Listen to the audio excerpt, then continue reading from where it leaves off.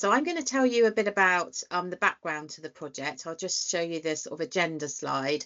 We've had the welcome and introductions and the purpose of the meeting. So it's just to sort of bring everyone back on the same page. It's been a long time since we talked to you about what we had proposed and got funded, and talk a bit about how we propose we might engage and work in partnership with you. And then when I finish, I'm not planning to talk for very long.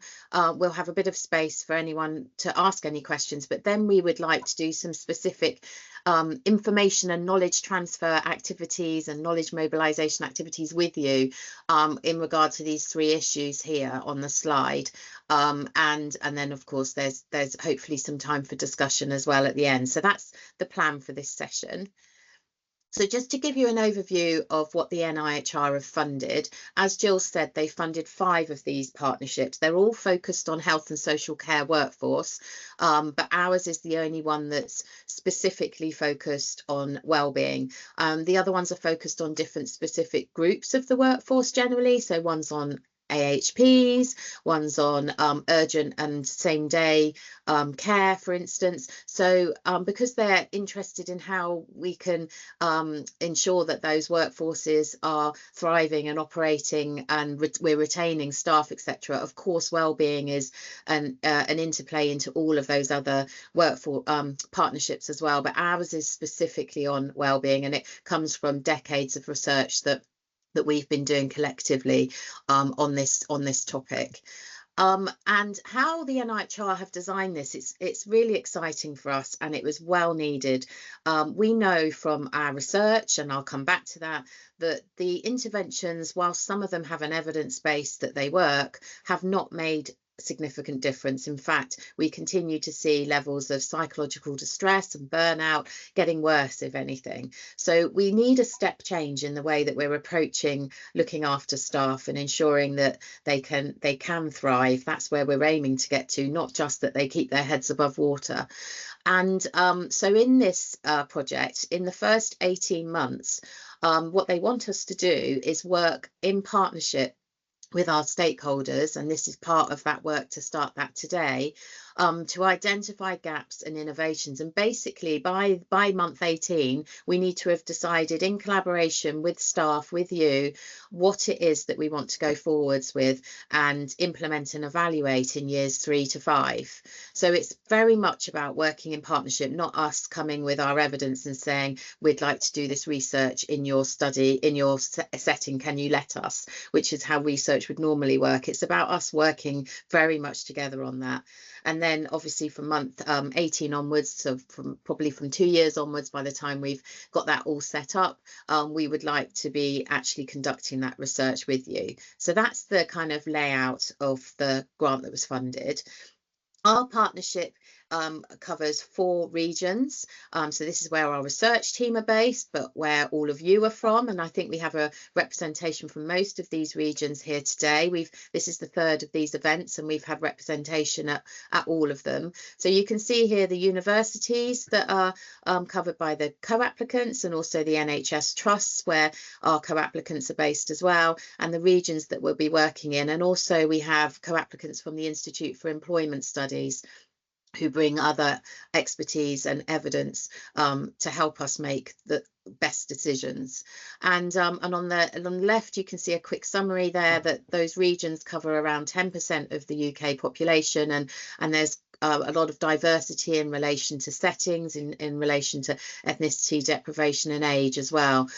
So we would argue that hopefully what we learn through working with you and in these regions will have lots of transferable and generalizable findings and messages to the rest of England and the UK as well. So just briefly, this graphic is taken from our Care Under Pressure programme, which has been a series of 3 studies that started being led by Exeter, focused on doctors, and then we did some work mimicking that work, but focusing on nurses, midwives and paramedics. And this graphic is taken from that work. and it was focused on exploring in depth why psychological ill health still persists in these professions, despite there being interventions, as I said, some of which have an evidence base. They work according to the literature, but why aren't they making a difference? And what we found was that delivering healthcare was a complex balancing act, hence represented by these scales, where the system needs are often overriding staff psychological needs, despite the rhetoric and good intentions of the employers to the contrary of that. The QR code on the left will take you to the report for that work if you're interested in finding out more. But what we found, and our key findings in that work, were that to rebalance the system, we needed to make sure that the bubbles on the left, which are things that we think are the focus at the moment and are things that are potentially working well, need to be balanced with more of things on the right. So they're color coded. So if I just talk you through them. So the high standards for patient care that are obviously embedded and inherent in what we do as providing a health service need to be balanced by having high standards for staff psychological well-being as well. And the professional accountability that we have through our regulatory bodies and other rules and boundaries to our work need to be matched by us having a listening and learning culture that enables us to learn and to evolve and to innovate and to make sure that we can make mistakes and learn from them. Our reactive and responsive interventions that we have, we found a lot of those. So when something goes wrong, that there are interventions that can wade in when there's a big crisis or a big acute trauma incident, for example, need to be matched by us also having proactive and preventative interventions. And the individual focus that we found in relation to both the types of interventions, that they focus on the individual doing something differently or learning a skill or mindfulness or those sorts of interventions, but also the individual focus in regard to them being discrete and one-off interventions, needs to be matched by an organisational focus. And so we need to make sure we're taking a systems approach on this. So finding interventions that enable us to implement these changes is the goal of this research. So we know it's big, we know it's ambitious, and ultimately we want to be influencing culture change to enable staff to thrive. So that's a summary of our kind of starting point and where we want to get to. This slide illustrates our kind of first 18 months work, and the bubbles are the key areas of work that we think will enable us to get there with working in partnership with you and with other staff. And they are some of them are based on where we know there to be gaps in our knowledge, and that we need to plug some of those gaps to make sure we're proposing the right things to take forward. So just to take you through those bubbles, and starting at the top, and key and critical to everything underpinning this work is knowledge mobilization and building systems capacity. So this is starting today. It maybe even started actually 18 months ago when we first started reaching out to employers and staff. We've got to meet the aims in that report that Jill referenced, of making sure that we find ways of mobilizing knowledge between us in a two-way mechanism and working better together, that we're not kind of doing our research and you just have to try and find it and know what to do with it, that we're working out how we better get research embedded in practice and build system capacity so there's legacy beyond the time of this grant. So this grant's a 5-year grant. We don't want things to just then stop. So it's about plugging skills gaps, about embedding academics more clearly in the NHS and social care organisations, so that evaluation and innovation can continue beyond the length of this project. Moving round to the second one, a focus on forgotten and seldom heard staff. And this comes from the fact that most of the literature focuses on specific staff groups. So for instance, nurses, doctors, midwives and paramedics, I guess, less so paramedics perhaps, but less so on the non-clinical staff. And we also found that there was a very slim and forgotten focus on intersectionality characteristics, which we know can, from NHS staff survey and other surveys, can put staff at greater risk. And so we want to use these 18 months to identify who these staff groups might be and work out how best to access, work with them, bring them into this research, make sure their voices are heard. The third bubble is about scoping international and existing good ideas and good practice. So this is about looking within the NHS. First of all, we know there's lots of good things happening there that aren't necessarily evaluated in a way that we can learn lessons for them for other settings. So this builds on that top bubble about building system capacity. So we want to make sure we're capturing all those ideas, but we also want to look outside the NHS to other industries and that we could perhaps learn from other safety critical industries, and also the international literature. So we have a scoping work there, and really the aim of that is to put the interventions on the table that we might consider. So promising interventions that we might consider implementing and taking forwards in years 3 to 5.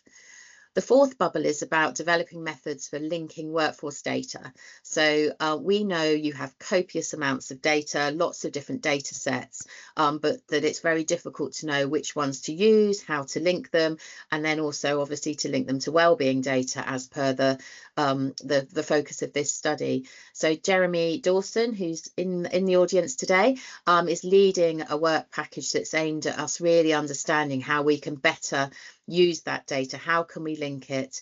How can we better understand what's going on in our workforces and know when we need to intervene, and also evaluate any interventions that you may implement? So that's that work package. And then the last work package, which is critically important, we know, to any decision making that you might make, is the economic evaluation of staff wellbeing interventions. And given our whole approach is about taking a systems approach and about not discrete one-off interventions, it's about bundles of interventions, the economic evaluation becomes much more complex. So we have a piece of work around how do you cost these sorts of systems level interventions so that employers can make decisions about what to implement, and importantly about what to stop as well. And we're very well aware that that this work is happening at a time where there is no money, and it's going to be about making choices about what to do and what to stop and what to continue doing and what to implement. And so that piece of work we know is going to be really important to helping organisations make decisions. So this slide is hoping to illustrate how we propose to work in partnership with you.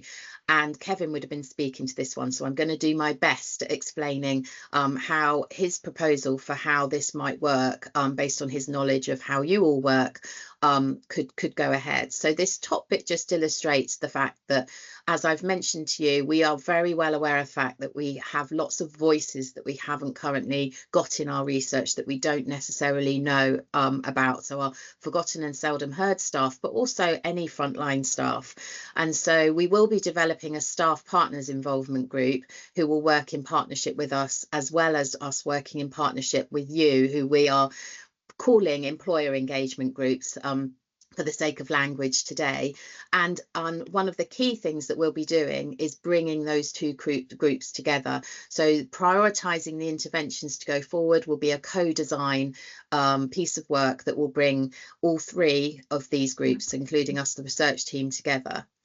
So in terms of the unpicking that employer engagement group, what we propose is that there are regional employer engagement groups that are set up for each of our regions, and we can discuss sort of geographical boundaries. They're just here for illustration that these are the 4 areas we're working in. We do understand that things are constantly shifting and moving at the moment, and there's a lot of uncertainty there, but we know that we're working with lots of you in these areas, and so we would propose that there would be some sort of regional leadership. And Kevin has proposed that perhaps we would send out an expression of interest to see who might want to lead from an employer perspective at each of these regional levels, and those might meet every 3 or 4 3 or 4 times a year. It may well embed into an existing structure that you've got. We're very well aware of the fact that time is precious, So it could be that it fits into something you've already got, but it gives us an opportunity to bring our research to you and to hear from you about things that you're prioritizing, to make sure that we're working together at a regional level. So somebody from the research team will be allocated as the sort of research lead for each of those regions. And then, oops, wrong way, we'll also continue to meet in a national setting as well. And that's what this is. And we've held 3 of these because we put the dates in so late, and we wanted to give opportunity to as many as possible for you to attend. But what we would plan to do is maybe hold these 3 or 4 times a year and put them in the diary to bring all of those regional leads together, and anyone else who wants to attend. So that's our proposed model, and we're very happy to hear your thoughts on that when I stop sharing in a second. And then my final slide, which I wanted to amend before today, and I'm so sorry that I didn't, because I think it's very researchy, and I apologise for that. But what we really wanted to illustrate on this slide is some of our initial thoughts, and this is a starter for 10, for what we can do to help you. As Jill said at the beginning, this work starts now. This knowledge mobilization starts now. We don't want you to wait. It's not a project where you have to wait 5 years till you get the outcomes. And so we want to very much hear from you about what you need, and help you to any of the gaps that we can plug, to be able to provide that information, training, support, whatever it might be to you. And these are just some of the ideas that we've had about how we might begin doing that. So through maybe a Partnership Academy seminar series, through perhaps having a regular newsletter, and providing sort of bespoke and training on important topics related to this to staff within your organisation. So they're just ideas to start with, but really helping some of those key questions you've got. So that would include things like understanding how to understanding how to cost complex interventions, and understanding obviously why that's important that we're working at a systems level and talking about bundles of interventions, and why interventions might need to be stopped as well. So these are just our ideas. It's just putting something on the table to show you that we want to be working with you and giving as much back in a two-way method as we can right from day one.